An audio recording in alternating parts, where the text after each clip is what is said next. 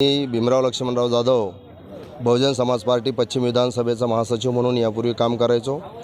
मागच्या वेळी मी आमदारकीचं इलेक्शन लढलो आणि आत्ता प्रदेश कमिटीने आदेश दिल्याप्रमाणे मी आज उमेदवारी अर्ज बहुजन समाज पार्टीच्या वतीने घेतलेला आहे।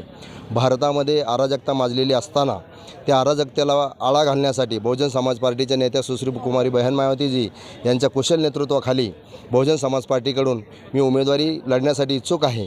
पक्ष जे आदेश देईल त्या आदेशाप्रमाणे बहनजीला पंतप्रधान बनवण्यासाठी आणि देशातील ही हुकुमशाही दंडशाही लोकशाहीच्या विरोधात काम करणारी भाजपाची सरकार उलथून टाकण्यासाठी नरेंद्र मोदी चले जाओ ही घोषणा देऊन या ठिकाणी मी उमेदवारी अर्ज दाखल करणार आहोत।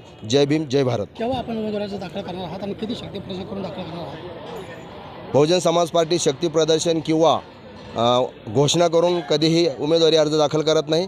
आम्ही आमच्या कामावर भरोसा ठेवतो। आम्ही जनतेच्या हिताचं काम करण्यासाठी सर्वजन हिताय सर्वजन सुखायचा नारा देत सर्वजन हितायासाठी काम करतो। अगोदर खोटं बोलायचं, अगोदर मोठमोठ्या घोषणा करायच्या आणि शेवटी जाताना मात्र सगळे खोटे कामं करायचे। बहुजन समाज पार्टी अशा प्रकारचं काम करत नाही।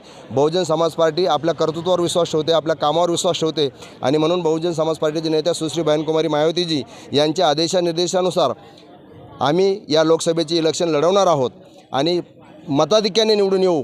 निश्चितच या ठिकाणी जेवढे विरोधी पक्षाचे उमेदवार आहेत आमच्या त्यांना शुभेच्छा आहे, परंतु त्यांच्यापेक्षा अधिक मतदान घेऊन अधिक प्रमाणात जिंकून येऊ। कारण आमच्या सगळे सर्व समाजातील बहुसंख्य बहुजन लोक आहेत आणि बहुजनांचा आता या लोकांचा वीट आलेला आहे। म्हणून आम्हाला बहुजन सर्व जाती धर्माचे लोक बहुजन समाज पार्टीला या वेळेला निवडून देतील। अमर सोळंके, मी नाशिककर न्यूज, नाशिक।